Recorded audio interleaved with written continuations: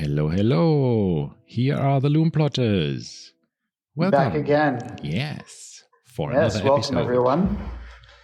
Once again, we are back with another hot topic. Indeed. Hot as it gets in the watch world. Rolex.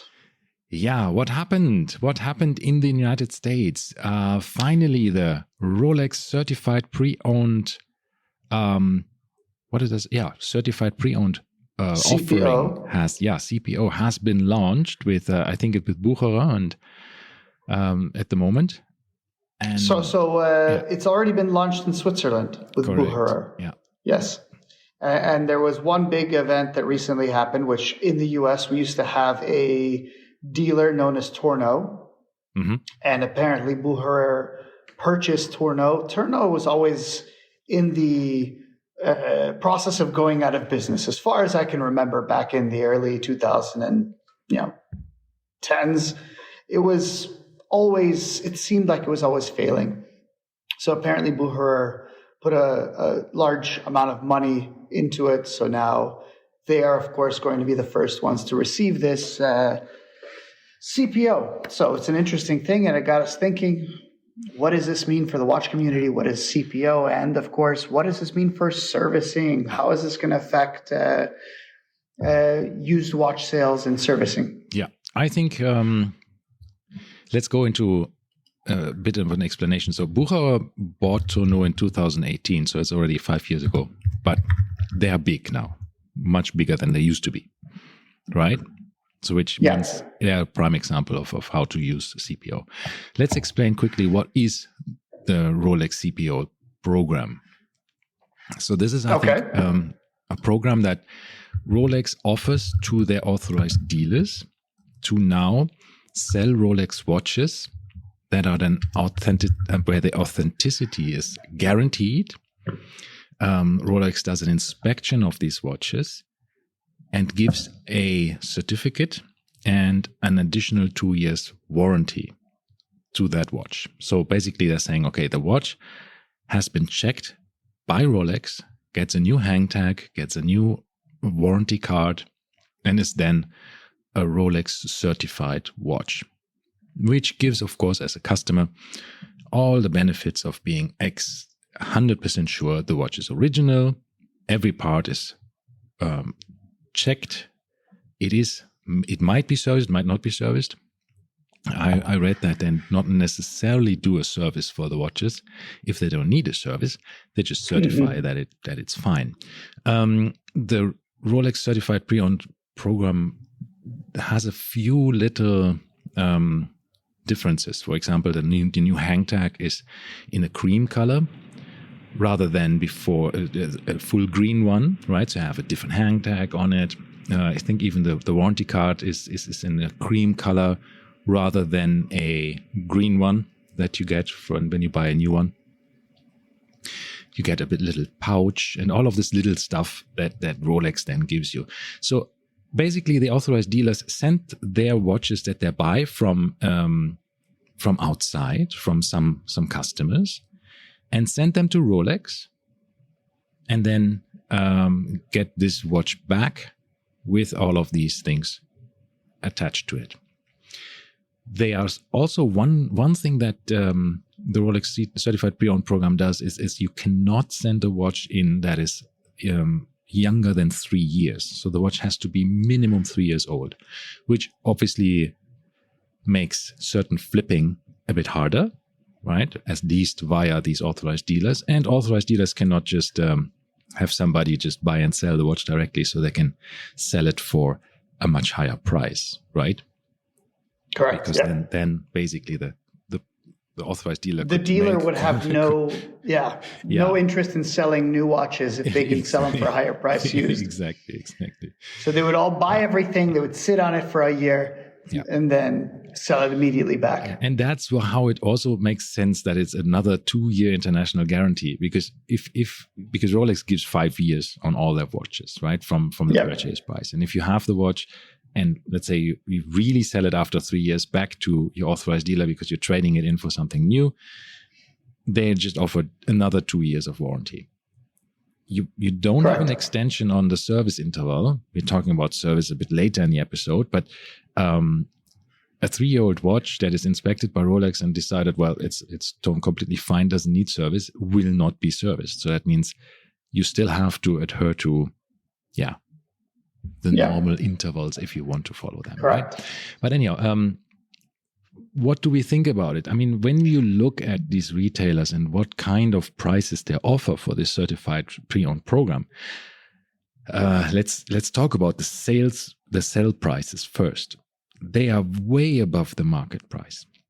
Did you look through the list at Bucher? I did at some of them. It's already a few days ago. Let me check. Yeah, it's available online for those of you that want to look through. You could go to Tourneau/Bucher's I can see pre-owned list. Yeah, so the prices are way higher for this, and strangely enough, what I found as well is that it doesn't matter which year the watch is. If it's a GMT Master 2, for example, from 2008 or from 2005, it doesn't really matter for the price. It's the same price there. Yeah, I noticed this as well. They had a number of them. Yeah, black dial GMT or black bezel GMTs. Mm-hmm. Identical price.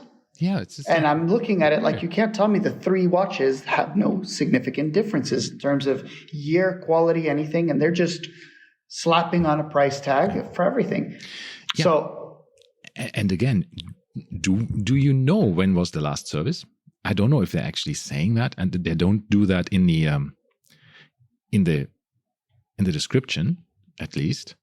So I don't know. I mean, this is so really once something. Again, there's a 2-year warranty. Sure, that's nice. But do we know when the watch was last serviced? We don't know. It's a bit strange, right? Especially the prices are a bit strange. Now, the next question that we have to ask. I mean, we are coming back to the prices, of course, but the next question we have to ask is, how much do they actually pay you if you are selling your watch there?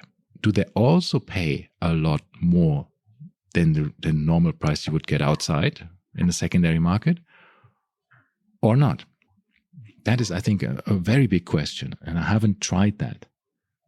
I'm assuming blindly they're going to buy low, sell high.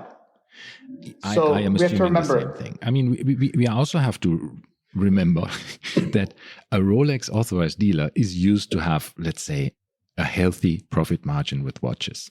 Certain watch model brands have up to 50% profit margin for the retailer.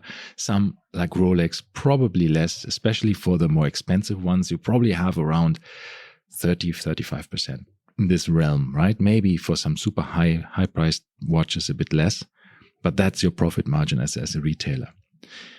I have a feeling that they will have the same profit margin for the watches that they are purchasing. I think they're doubling their prices. Is my rough estimate. I was looking at, once again, these GMT Masters, which currently a black bezel GMT Master 2, the ceramic bezel, the one with the green GMT hand, roughly trades for around $12,000 US. Secondhand right now. And the market is a little soft. Yeah. They listed 3 of them. Yeah. $20,000 each. Unbelievable, yeah. So that's $8,000 above what you could normally get it for. And then on top of this, I guarantee you they bought them for 10 each, maybe even less. Yeah. I mean, I've seen these GMT Master 2, right, that I looked at, and there's, I think 4 or 5 of them are there. They're all 14,900. I'm at the Swiss page at the moment because it's found where the closest location for Bucherer, and everything is 14,900 Swiss francs. It doesn't matter if the watch is from 2000, 2004. What do we? So I did see a few. Yeah, it's so weird. It's all the same price. See, I think the certified pre-owned program can be very good for people who just want to continue to have a relationship with that particular dealer, right? Because you're still making revenue at the same dealership that could help you get better pieces in the future for list price. But it's a high price to pay, because if you're paying like 4,000 or 5,000 Swiss francs more than you would pay at the secondary market for sometimes even a watch that's still under warranty, why would you do that? Right? That's really a big question. Why would you do that? I mean, okay, so on the US site, they are telling you year. So as I mentioned, here's a Rolex GMT Master 2, black bezel, 2008. So it's an old one. First year they came out. $17,000 US plus tax. We have to remember, in the US, tax is after. So roughly adding we'll say an 8% tax, you are looking at $18,500. Okay, so let's look at a cheaper watch, something that would normally on the secondhand market not have a whole lot of value. And I saw a few of these in here. One of them specifically, let me see if I can find it so I can give you exact details, was a really basic plain Datejust. But let me see which one I've found. So in essence, also, I can't bypass this. 2013 Milgauss. Okay. Black dial. $15,000 US. Wow. It's unbelievably ridiculous. I mean. Yeah, that's all. Whoa. It's so bad. So sorry, it wasn't a Datejust. It was an Oyster Perpetual. Yeah. Is what I found. It was a ladies size, which I do have experience in ladies Oyster Perpetual 26 millimeter pricing. So you wear them every now and then? No, yeah, exactly. I throw them on once in a while. No, my wife, of course, has one. Of course, yeah. So I remember how much it was bought for. And so in this case, I'm looking through and I'm saying, okay, are there any good deals to be had? And I did find a couple that I thought were, I should say, reasonably priced. And one was this 26 millimeter Oyster Perpetual date from 2002. Yeah. And the price is $4,000. Wow. Which I think is high, but it's reasonable, right? So generally speaking, the bottom end, I would say for an Oyster Perpetual in a ladies size is probably around $3,000. Yeah. So, okay, they gave a markup of 25% over normal secondhand values. I think it's not too bad. But when we're looking at some of the other watches and we're seeing 75 to 100% markup over your regular aftermarket or secondhand prices, that gets a little ridiculous. Yeah, so, I think that if you look at the same watch, let's say on Chrono24, Chronext, or any other platform, and you look like for a similar model with a younger date that is still under warranty, you will find it cheaper. Mostly. Yeah. Which again is strange to me. I mean, I understand this. In this case, Bucherer has to pay Rolex a certain amount for this certified pre-owned procedure, right? So exactly. So it doesn't matter which watch it is, they're going to pay the same, right? Whether it's a $4,000 Oyster Perpetual or a $20,000, as we were saying, the GMT Masters. And this is what I'm saying, is I'm going through this list right now, and I've seen at least, I thought it was 3, but it's way more than 3. I guess I didn't go through enough pages of this. But every single black GMT Master is the exact same price of $16,750. So right now, side by side, 2006, $16,750, or you can get a 2000 and which one was this? 2016, 10 years newer for the same price. And how is that logical? It's not. No, it's not logical. That's true. So also, what can you do? You see Sky Dwellers, for example. Okay, they only have the golden ones at my Swiss. Yeah, I didn't see any. But I don't even see any Milgauss here. I looked at the Air Kings, and there's a few Air Kings that have no. They have no year. listed, so we don't know when it was produced, for 11,500 Swiss francs, which is, I don't know how much is that, 11,500 Swiss francs in US dollars. Oh, that's about nearly $13,000, including tax though. But still, wow. And if you want one from 2019, which obviously must be the youngest because that's why it's listed. And all of these Air Kings are the previous model, yeah, not the new one with the not the 05 with the crown guards. So, yeah, that's 12,000 Swiss francs. So $500 more, or 500 Swiss francs more. So that's pretty expensive if you look. Your Sky Dweller is two-tone, correct? Yeah, I have a two-tone. Okay, I found this is on silver dial, two-tone Sky Dweller with the oyster bracelet, 27,000 US, 2019. Mm-hmm. Wow. So 100,000 dirhams. That's ridiculous. Yeah, I mean, they are, especially my two-tone version that I have. If I need to sell it now, and my watch is 1.5 years old or 1 year old, so that means it's still under warranty, still has 4 years of warranty. I would probably get, if I'm lucky, I can sell it for retail. If I really need to sell it. Yeah. So I'm giggling over here, meanwhile, because I'm seeing rhodium dial oyster perpetuals, if you remember. Yeah. The 39mm, $11,000. Yeah. This is not which is what? Price. Yeah, that's too much. It's ridiculous. But anyway, all right. Yeah. So we have enough about this. Yeah. We gave you some examples of pricing. Yeah. It's across the board, mostly ridiculous. I think it's aimed at people who shop at these places. They're saying, okay, but not just that. It's people that aren't into watches per se, right? It's people that want a Rolex. They know nothing about it. And I've mentioned this. Buying used Rolexes can be extremely stressful. We have had friends make mistakes, buy something that wasn't authentic or something that wasn't original. Even I have been a Rolex wearer, so to speak, for nearly a decade. Mm-hmm. And one of the ways that I feel you can get to know Rolex quality is, of course, by wearing it.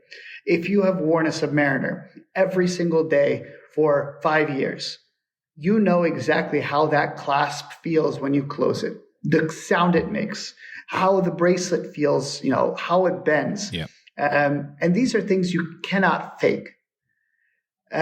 So in essence, having that background knowledge, you can go in and look through some Rolex watches and say, okay, I believe this is genuine. Mm-hmm. Now, most people in the world don't have this luxury, right? They don't live and breathe watches like we do. So for them, it's just easy to go and say, well, clearly it's authentic, so I'll pay whatever it meant. And we do have to remember, there's a lot of people out there that don't know about Chrono 24. They probably don't even look at prices.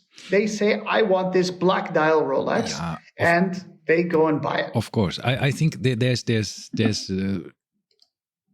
one use case I can definitely see is people who go into the shop, into Bucherer, saying, I like these Rolex watches, I would like to have one. Without any idea that these watches are hard to get, that are wish list, that are wait list, all of these things.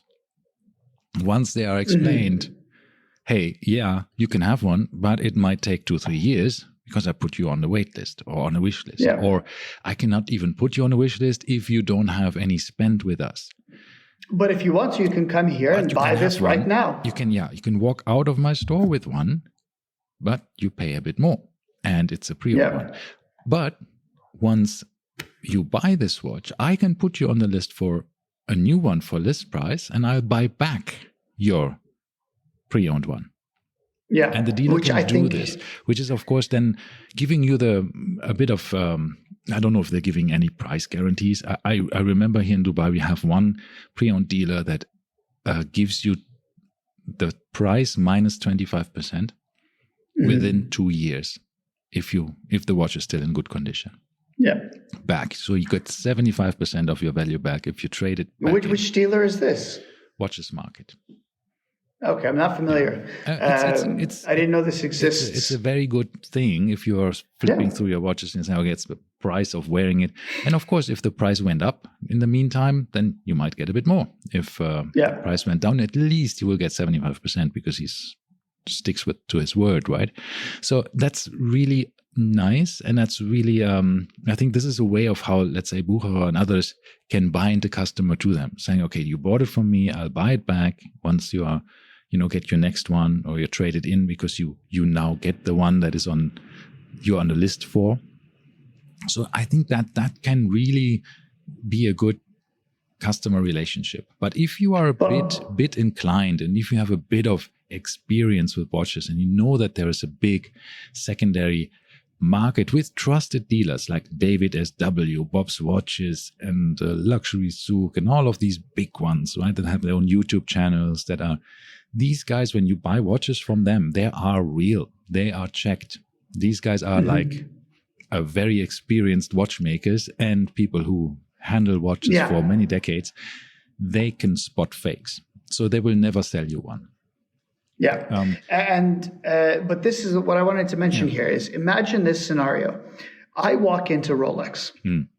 I want a GMT Master 2. Right. They tell me I cannot get one. Yeah. So they offer me a pre-owned.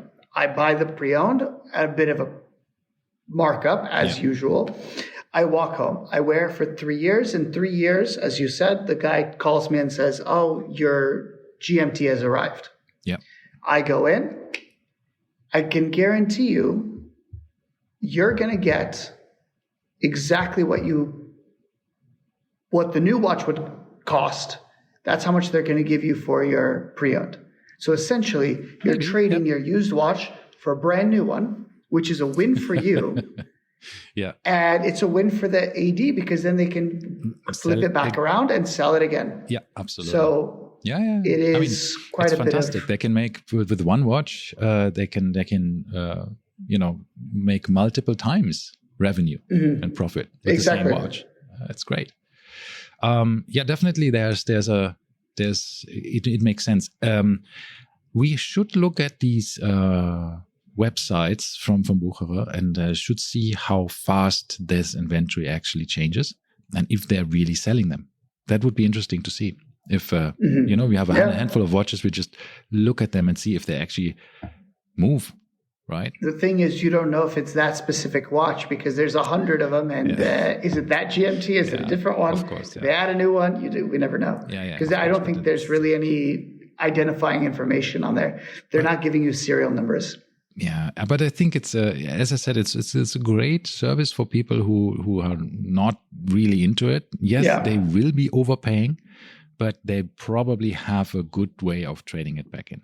Now, and it's for convenience, right? Yeah, you're paying price for convenience. But if the for anybody who resells a watch that was bought with a certified pre-owned certificate, does it mean anything? Will the watch be worth more? No. Yes, you have 2 years warranty, but the moment that the watch leaves the shop, you could have manipulated it, right? So you could have changed the movement or changed things in it, or you just replaced it with a fake or whatever. Correct. With the same serial number. Nobody will know that. So that certificate is useless the moment you have purchased it. Yeah. But you still have the warranty on it. So that's the good But you still have your peace of mind if you're the one that's wearing the watch, which is... Sure. You know what I mean? It's for the first buyer again, usually. But it could also have some... level of provenance as well. Knowing that, if we went from no box, no papers to all of a sudden there's papers again, right? Correct. That would increase the value of this watch. So that's also something that you can consider. You buy a watch from any other pre-owned dealer without papers, let's say. It doesn't have papers. You trust the dealer. You say, okay, that is a reputable dealership. I will just buy my watch from them. You save, let's say, $5,000 or $2,000 or $3,000, but you want papers. So you give it to service for Rolex, right? Rolex services the watch. It doesn't give you new original warranty card, but it gives you service card. So you will get, which now means it's authentic. Yeah. So you basically get the same that you would get with the certified pre-owned program. You get another 2 years of warranty on the watch. I think they do 2 years, right, for after service. They guarantee. I'm not sure. Yeah, I think they do. I've never done it. I have. Yeah, I had a watch repaired by Rolex, and I must say my experience with Rolex service, especially here in the region, was excellent so far. I mean, one was Tudor. I had the Tudor Black Bay GMT that had the date wheel issue, right? And the date was flipping, was stuck between dates or flipped two days in 24 hours. Weird stuff. That got fixed and got fixed twice because the first time it came back. And the second one was my wife's Datejust 31. It's a nice two-tone Roman dial watch that had a defective rotor. And this watch was from 2015 or so, but it was just purchased 3 months before they extended the warranty to 5 years. Mm-hmm. So when I went and brought it to check, because the rotor, it wouldn't charge anymore. So that means when we were wearing it, it would stop eventually. So something was wrong with the rotor and you could hear it. There was something not right. So we brought it there and I was fully convinced it's still under warranty. But then they told me, no, it's not, because it was bought 3 months before we actually extended the warranty to 5 years. So it had only 3.5 years, which was expired. Mm-hmm. But they said, you know what, let me see what we can do. 2 weeks later, I got the watch back repaired, free of charge. That's nice. Yeah. That was really nice. Yeah. And I thought that's really lovely. Service. Right? Yeah. Yeah. No, I agree. I had the same thing. I bought secondhand, technically secondhand, but it was still new. My wife's Oyster Perpetual, 26, and it was gaining time. Right. And I took it in, and here in Elaine, we have our own, Russell Houry has their own service center. Mm-hmm. And it's very nice because you walk in and you deal with the service guy directly. So I'm able to do this as opposed to going through a boutique and then they send it for you. I physically go in. And it's fantastic because the guy looked at it. He said, okay, give me a moment. He opened it up, regulated the watch, and I was fully prepared to service it. Mm-hmm. The watch was a 2012. But it was an M serial, which means it was produced in 2009. Right, so papers dated it 2012, which means it sat around in the Elaine Mall boutique for 3 years before it was purchased by someone or somewhere in the Rolex system for 3 years. Yeah. So purchased it in 2020. So already 8 years from the original purchase date, but then if we look at the manufacture date, then it was an additional, 11 years now. Mm. So I was expecting to, take it for service. Rolex recommends servicing every 10 years. Yeah. And the guy opened it up, said, this watch is brand new. There's zero reason to service it. I would not touch it. I would not mess with it. I will regulate it for you. And he regulated it free of charge, gave it back, and said, if something stops working, then you bring it in. Yeah. So that's I think that's really some good advice for companies. And we are already completely in the service topic, right? We are now left CPO we kind of behind transitioned, and talking about service. But in between, let's quickly ask, what are you wearing? We forgot about this. I am wearing my daughter's birthday Omega Speedmaster Moonwatch. Nice. So this is the Hesselite version, 1861 movement. And this is the one that I mentioned in a previous podcast that I left the hospital to go and buy after, I should say, not while my wife was in labor, that would be bad. Right after my daughter was born, about 24 hours after I left and picked it up. Yeah. Lovely. And you? Lovely. I saw a little Maltese cross on the bottom. Yeah, and I'm wearing the Vacheron Constantin 56. I have put it again on the bracelet. I have the silver dial version. Usually the bracelet is reserved for the blue dial version of the 56 self-winding, but the boutique manager had one of these bracelets there. Was ordered by somebody else. It's a very hard to get bracelet, funny enough. It has a waiting list. Can you imagine, for a bracelet? And yeah, I was lucky enough. I was there at the time when he had one, because I was looking at a new strap, and he said like, "Oh, you know what? I actually have a bracelet for this watch. If you like, it fits the silver dial as well as the blue dial. So if you like, you can purchase that from us." How much? Yes. How much? We have to ask. At the time, I paid 5,500 dirhams for that bracelet. Wow. It's not too bad. For a Vacheron bracelet, not at all. Not bad at all. I was expecting, 10K at least for this, because if we look at it, for my Speedmaster, I bought a bracelet recently, and that was 3,500 roughly. And this bracelet is insanely comfortable. It's very well made. It has these quick adjustments, even though it has a butterfly clasp. Where you can pull out. So it's halfway between a beads of rice and like a 5-link. Yeah, exactly. It's really lovely. So anyway, of course, it makes the watch a bit monochromatic, right? Everything is silver. No, and I like that. I like it. I think it looks great. It too. Yeah. It's very comfortable, and I'm very. I like it. The look of it, the whole monotone silverness, it looks really cool. And once again, I was trying to figure out what you were wearing because it kept flashing across the screen. But I did not, all I saw was the Maltese cross. Yes, exactly. So that's how I knew it was the Vacheron, but I've never seen it on the bracelet. This is, I've seen it in the strap. Yeah. No, it's very really cool. Lovely. It's really lovely. So coming back to servicing, right? This watch is from 2018, right? Okay. Yeah, I bought this pre-owned from Singapore. So technically, it might be up for service eventually after 5-6 years. But I mean, this is again, it depends on each watch. Rolex, as you said, recommends on their website in the FAQs. They say, bring the watch when something is wrong, or about every 10 years. And that's exactly a bit different, because usually what Rolex does is most of their service is a fixed price. A full, complete service is a fixed price. They will replace everything that needs replacing and do the usual things, which happens during a full service, which might be interesting for the listeners.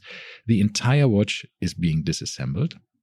The movement is taken out, completely disassembled into individual parts. They are being taken apart, cleaned, then assessed if they're still in specs or not. If the different wheels or the spring, the main spring, or everything needs replacing, they will be replaced, and then it's being reconstructed, regulated, and put back into the watch. If anything needs exchanges, they will do this as part of these of the full price for the service. Yeah. You can sometimes end up with when you have to buy an additional link for the bracelet, or maybe the hands need to be replaced. It depends, I think, on which model of watch you have, if you have to pay for it or not. But generally, I think it's all inclusive in this full service costs. And most likely they also do a light polish. Unless you say you don't want that, then they leave it. But even then, here's the problem: is a lot of people have said this. They have told them not to do the polish, and Rolex tends to not listen to customers, and they do whatever they want. It can happen. Yeah. So it does happen. Yeah, but generally they follow exactly what you're saying or what you want. If you're saying like a very light polish or no polish, you can do that. So I have. Again, also a bit of a split mind on it. Certain watches, I don't want them to polish. I mean, not my Rolexes, because they're all relatively new in any case. But I mean, like an old vintage watch that you have, you might just want to keep it as original as possible. Yeah. On the other hand, I had a watch that my wife wanted for the longest time. It's a Breitling Chronomat in 36 millimeters, blue dial with two-tone bezel and these kind of things. a wonderful watch. But of course, because it's I think discontinued in the early 2000s, you can only find watches that are 20 years old, right? Mm-hmm. So the most watches that you can find pre-owned are pretty banged up. Yeah. So once again, it's a sports watch, so therefore nobody's taking care of them. Nobody is really babying them. They're wearing them for beating them up. Yeah, and what Breitling also does here in the region, and is exceptional good service, and affordable. They I gave them the watch, and when I received the watch, and I bought it from overseas, so from the US, I got it here, and when it arrived here, I used the chronometer, the chronograph function, and when I reset the chronograph, 2 hands fell off. I was like, that's a bit bad, right? So they just floated on the dial. And I thought, all right, so it has to go to service. Yeah. Anyhow, I gave them full service. The watch came back, and it looked like brand new. It wasn't polished before, but after it came back, not only repaired, but also it was absolutely amazing. Modern watch cases, when they are being polished by the manufacturer, I would say you probably can, when they know what they're doing the polishing, the cases are constructed in a way that you can polish them a couple of times, probably 4, 5, 6 times, without it actually showing too much. If they're doing a good job. But if you buy pre-owned, I mean, you and I, we have looked through pre-owned watches, and we have seen watches that were butchered, right? They were polished by probably a 5-year-old or it seems like 30 times polished. Who knows? Where the form of the case was completely destroyed. There's not any sharp lines anymore. Everything is just, and things that should be brushed were polished, and things that were I saw somebody, I don't know what happened, but there's a picture floating around the internet of a guy that took his Hulk in for service. I don't know. I'm assuming not at Rolex, but he claims it was at Rolex, but I highly disagree. I don't think it could have been. Yeah. But it came back fully polished. Oi. So every surface of the Hulk was polished. Yeah, well. He claims it was Rolex. This is on the Rolex forums. So if you do a quick Google search of polished Hulk. Do you think that was the intern at Rolex? No, they're not allowed. I don't know what that, happened. Right? Yeah, it can happen. Who knows? But yeah, what do we recommend? I think it's generally, you say, watches that have these like a normal service amount. I recently serviced one watch. It was a Longines Master Calendar Moonphase. I don't know what its exact name is. You know, from the Master line that they have. It's a very nice watch. It's one of the more complex ones from Longines. So that had an issue. I also bought this watch only in 2018, so it's not too old, but I think something got stuck. And when in the transparent case back, I saw a little speck of some that looked like a bit of goo or rubber or some kind of substance, and it was on the back of the watch. It was not in any place that would cause harm. I didn't think about it much, and then eventually it was gone. So it must have fallen into the movement somewhere. And the winding action suddenly became extremely hard. So I thought, I think something got stuck somewhere. So better not use the watch anymore and bring it to service. Yeah, I did this 6 weeks later. I got it back. It was about 1,200 dirhams or so. Or was it more? I can't remember. Yeah, and it was again slight light polish. I asked them to only do a very, very light buffing or brush up of the case. Wonderful, works smoothly, very precisely regulated. Everything is happy.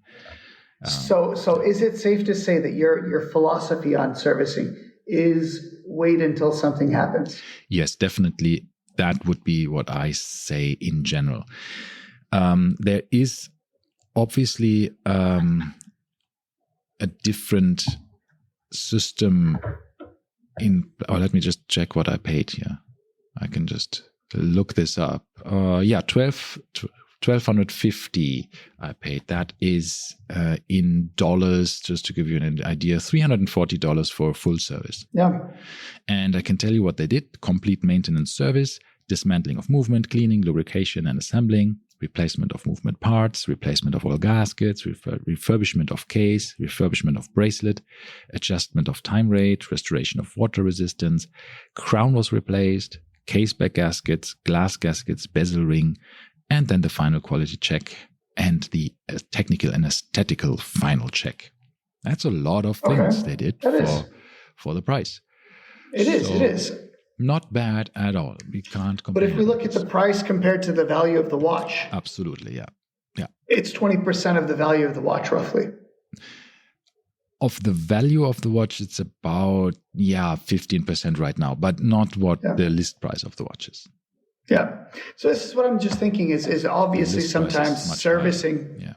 Yeah, exactly. But then you get the discount, and I think you end up, it just depends.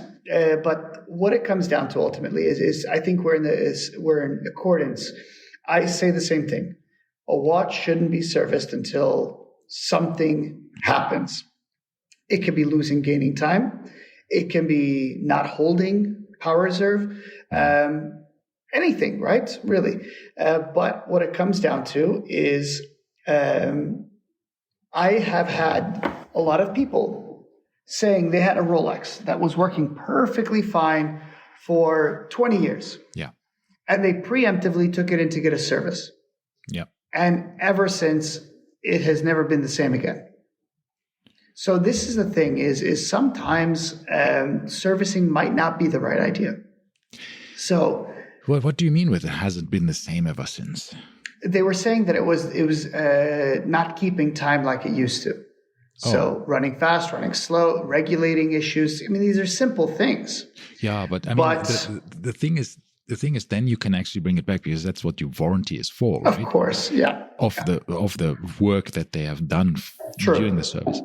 But I do understand that some people are a bit more hesitant to do that because since especially Rolex is so popular, there's so many of these watches around. The lead times that you have sometimes for servicing are very long.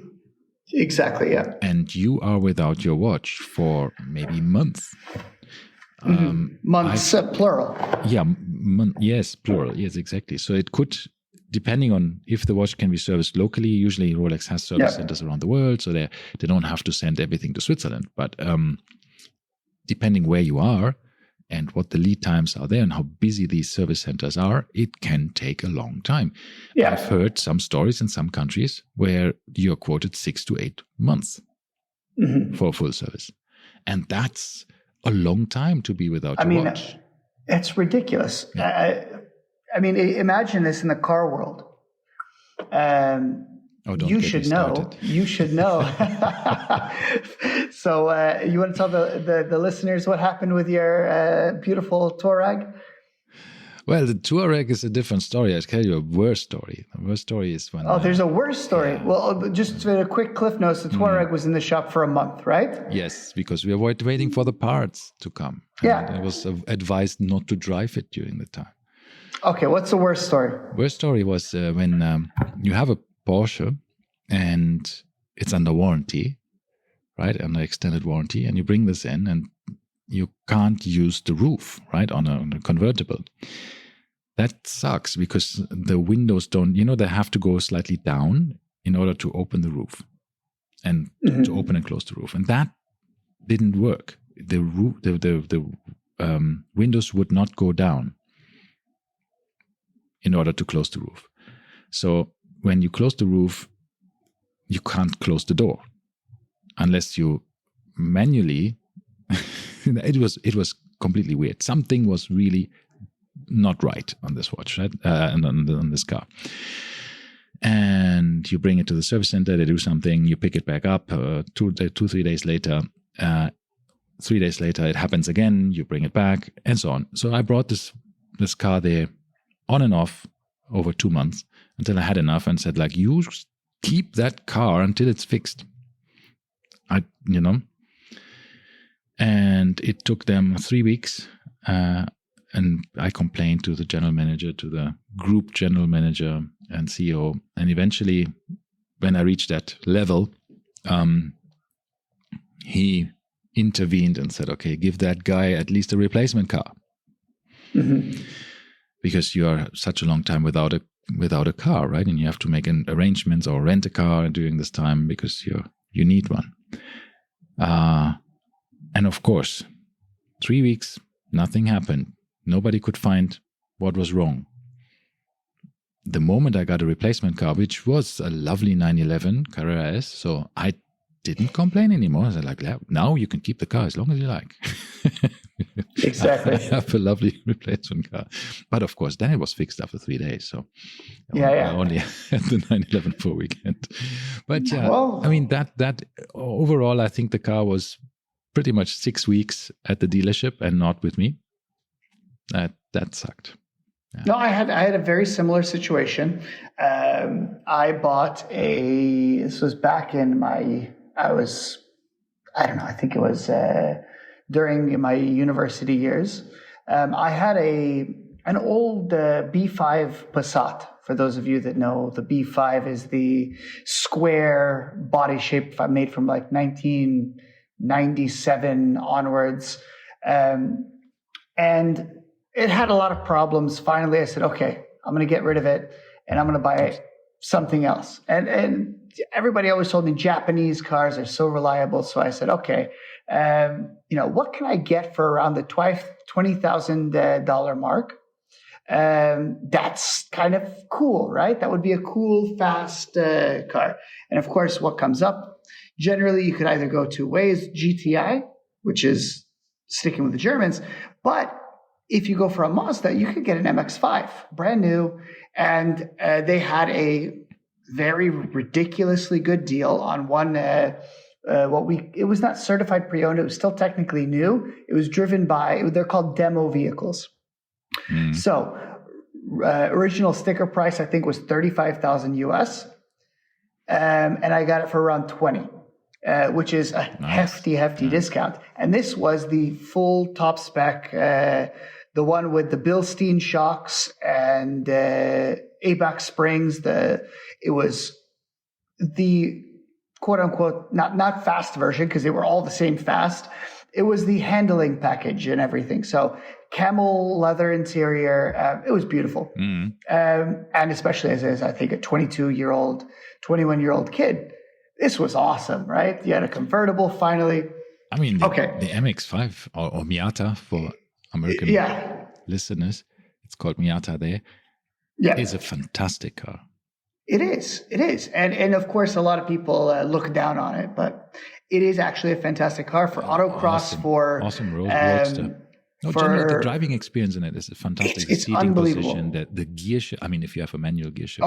It was manual. Of course, it was manual, 6-speed, short throw. It was wonderful. But the issue was, I bought the car.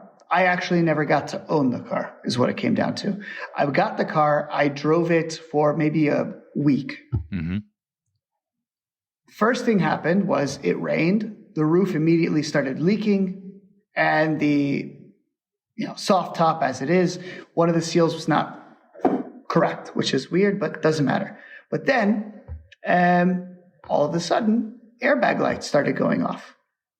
No, that's not so good, no. No, it's not so good, especially when the car is leaking, because that means most likely water got into one of these modules. Yeah. And sure enough, that's exactly what happened. There was rust in one of the major modules. But it took them, I think, roughly 3 months. And every single time they said, it's fixed now, gave it back, airbag light came on within 24 hours, took it back. And meanwhile, they gave me a loaner car, good for them, which was a Mazda 3. Yeah. And basically I told them, this is ridiculous. I didn't buy a Mazda 3. Out of 3 months of ownership, I drove the car for maybe 2 weeks. Yeah, that isn't. And I told them, here's the keys. I want the money back. We're done here. Walk across. I bought myself a GTI from the Volkswagen showroom across the way. But this is the issue with these service people is ultimately it's a complex system, and I mean, cars are complex. And you have all of the electronics and other bits and pieces there. I mean, in the Boxster, eventually it turned out it was just a little cable that was broken. After they exchanged the entire cable tree of the entire car, which must have cost them a lot of money to do that, and it's of course on warranty, so it was I didn't have to pay for that. And this is what it comes down to. If it's warranty, they're happy to keep it for 3 months because Porsche, Mazda, whoever is paying them every single thing they do. Yeah. So, but again, it's complex, and it's sometimes hard to find out where is the reason for it. And then that's the next thing when you say like, okay, you get the car back and it's fixed now. It's like, are you sure? If not, every time. Are you sure? And it never was. It never was. I'm not your guinea pig to just test things for you and bring it back. And also, while it was in their possession, it developed a very nice door ding in the driver's door, the size of a good 2 inches long. So. Anyway, good. Nonetheless, back to our original topic of watches, servicing. Because there's something very similar there. I mean, when you see there's sometimes issues with new movements, right? Movements such as like the Rolex 32 basis movement. There seems to be some kind of issues with low amplitude over time. So that means after a couple of years, the watch starts not having enough, let's say, torque. So it affects the timekeeping.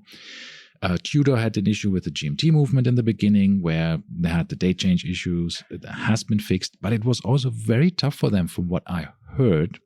You know, I have a friend who has a friend who's supposedly a watchmaker at Rolex, and he was part of that troubleshooting team.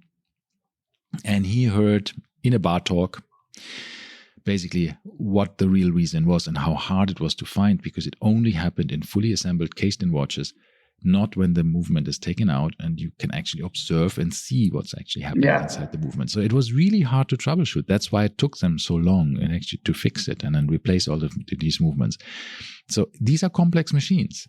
Even though they're tiny and they're working on our wrist, they are still very complicated. So again, what you said before, from a service perspective, do I recommend that you do after just a preemptive service? No, I wouldn't. If nothing is wrong with the watch, don't bring it for service. If it's a vintage watch, that might be different. I'm going to go for that as well. Is parts are rare. So in that case, if you need to get a service, you want to keep it going. Because right now with our newer watches, if something breaks, they're going to replace it. And it's going to cost you maybe an extra 100 dirhams, and it's going to be nothing. Yeah, exactly. And of course, all of this modern. I wanted to mention two things here. Yeah, the modern oils and lubrication are much more robust, and they don't dissipate, and they don't, go bad that much. I agree in this partially. I think they can go bad, but will it go bad within a decade? No. Probably not. Yeah. So as Rolex says, Oris also says 10-year service interval now. So I think that's safe to pretty good, bet. Now, you do have to keep an eye on your watches to make sure they're running correctly, that there's nothing going wrong. Because if you're not paying attention, then you can accidentally cause some damage. Yeah. Now, the two things I wanted to mention first, I've only had one service experience, which was with Rivoli. Mm-hmm. And it was also very well, fantastic. And that one was the Speedmaster. I had dropped it. I don't know if I mentioned this in the podcast or not, but I dropped it and my wife was there and it just slipped out of my hands. And I told my wife, it's fine because I didn't drop it from very high. Yeah. I said, it's a robust watch. Don't worry about it. And I pick it up and the Hesalite was shattered.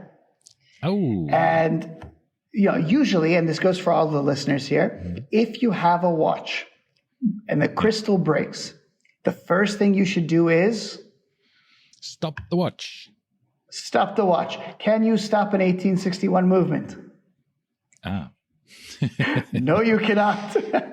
So I went to pull the crown and I was like, it's not hacking. Ticking. Yeah, that's called hacking. That the watch actually the second hand or the movement entirely stops when you pull out the crown. to the second stop or first Not stop. all watches do this. Yeah, the It's a older luxury. ones. And some Audemars Piguet until very My recently didn't JLC still doesn't hack. Yeah, there's still some movement. So That's true. That so nonetheless, I was looking it up and I was like, this is not going to be cheap. I was afraid of how much it's going to cost. So I looked up. Before you say that, why do we say that? If you have a Why do we shattered say crystal, what? Oh, yeah. Why should you stop the watch from ticking? Yeah. The last thing you want is for the glass particles, the small shards of glass, to get into the movement, right? Yeah. So you don't want any glass to get into those gears, and that's just going to cause a disastrous, outcome. Of course, Hesselite, being plastic, does not break into shards. So that's the whole reason they used it in space, right?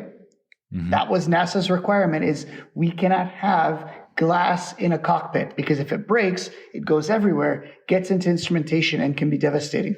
Yeah. So with plastic, it cracks, it breaks, but it does not shatter. So nonetheless, I didn't have to really worry about it, but I sent it off.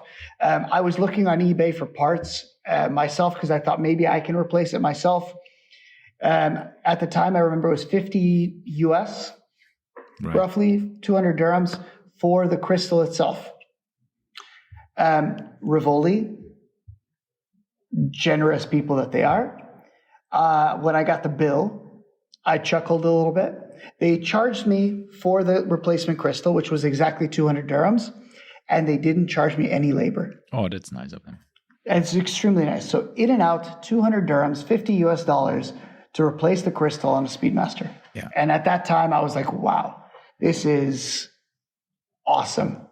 So this is really, really lovely if you have these nice service experiences. Yeah. It did take, I think it was 2 months roughly, which was not pleasant, but... Yeah, so they had probably a long queue of things to do, or needed to wait. Well, it takes 1 week going to and coming back, because I think the service center is in Dubai. So from Elaine, it takes a week, they say, to go there, and then a week to come back. So 6 weeks of queue time within Rivoli itself. So... Yeah, but hey, at least it's working again. It's not too expensive. But changing your crystals yourself is also something where I think, be careful of if you're not so inclined and you don't know what you're doing. Yeah, because exactly. Pushing a crystal into a case and making sure that it's watertight. I mean, in any case, for the Speedmaster, it doesn't matter. Yeah, it doesn't matter, exactly. But for other watches, it's not easy. And you might need a special high pressure instruments for it, tools, so that you press the crystal evenly and into the case without it being even afterwards. You have the weirdest things that I have seen in the pre-owned market where people did it themselves, and it's not necessarily something that, if you don't have the tools, don't try. Even if you have the tools, exactly, try with very cheap watches first. Yeah. So not a Speedmaster.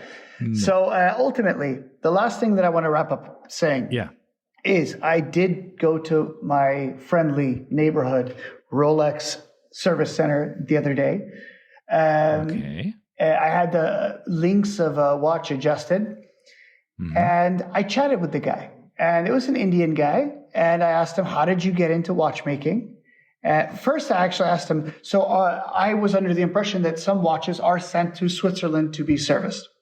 And not done locally. And he said he is qualified to service anything up to the Daytona, which is, I think, the 4,000 series movements. Yep. He said anything above that, which would be the Yachtmaster 2 and the Sky Dweller, he cannot service, and those would be sent to Rolex.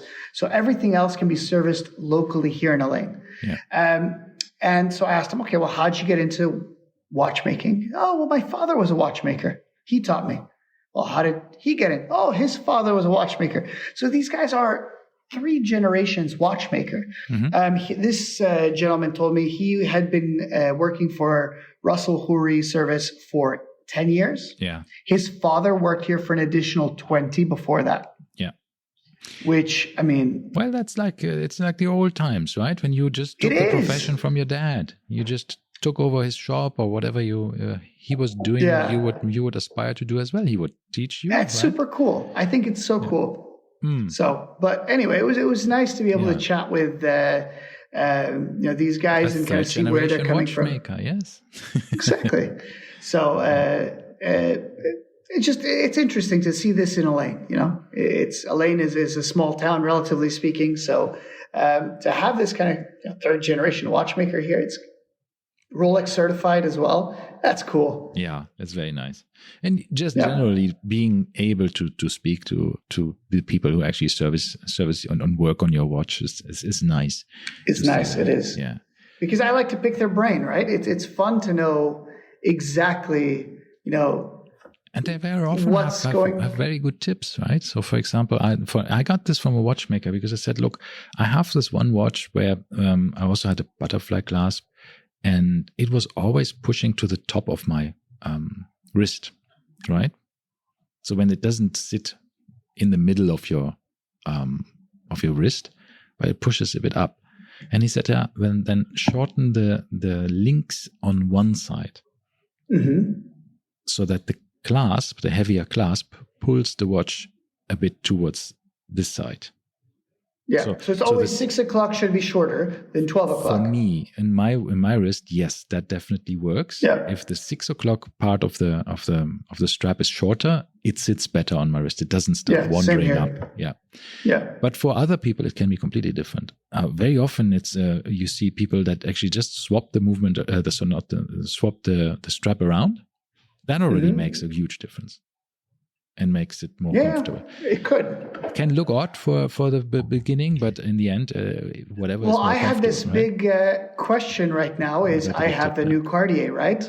Yeah. The new Santos, and it's quick release bracelet. Yeah. And it's a butterfly clasp. Yep. And I cannot, for the life of me, figure out which side connects to which side. Is there a difference between the two? Because the clasp is not symmetrical, even though it's a butterfly. There's no marking, so you can't look at pictures and see if the logo is one way or another. It's totally, uniform, but it's not symmetrical. So one side is slightly longer than the other because one side has a clasp and the other side kind of has a hole, like a female and a male side. And who knows? You want to know what is the correct way, or do you want to know what's the way that is actually more comfortable for you? Because that for me, it doesn't make a difference. Easily test. It doesn't make a difference. But I'm curious which way Cartier had this in mind. Please, dear should listeners, you be closing? Yeah, if anybody knows, let us know. And this goes beyond this. On a butterfly clasp, because for instance, on a regular closure, you always close towards the 6 o'clock side, right? Yeah. You close towards the left if you're wearing it on your left hand. On a butterfly clasp, which side should close first? See, I would say usually, good point. I seen this recently with, I think it was the IWC Engineer, the new one that I tried in the boutique. And I think it was the one on 6 o'clock first and the one on 12 o'clock second, which is how I have mine set up as well. Yeah. But is this correct? Who knows? If you have a logo on it or the brand name, then if you turn the wrist towards you, you should be able to read it. So it should. Unfortunately, be upside down. The Cartier logo is symmetrical. Yeah. My Vacheron Constantin is just is as well. Yeah. It's also symmetrical. So it doesn't do anything for you.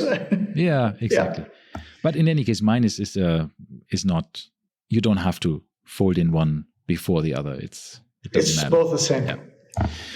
Yeah, that's it. So, okay, good. All right. Excellent episode. So we have covered so much ground. Very good. I think so. Please let us know about the Cartier clasp. If anybody has an idea, please DM us on Instagram. Once again, follow us. Instagram at Lume Plotters. Let us know if you have any questions, comments, concerns, criticisms. And we're happy to get back to you. Absolutely. Thanks for listening. Bye-bye. Yes. Bye-bye.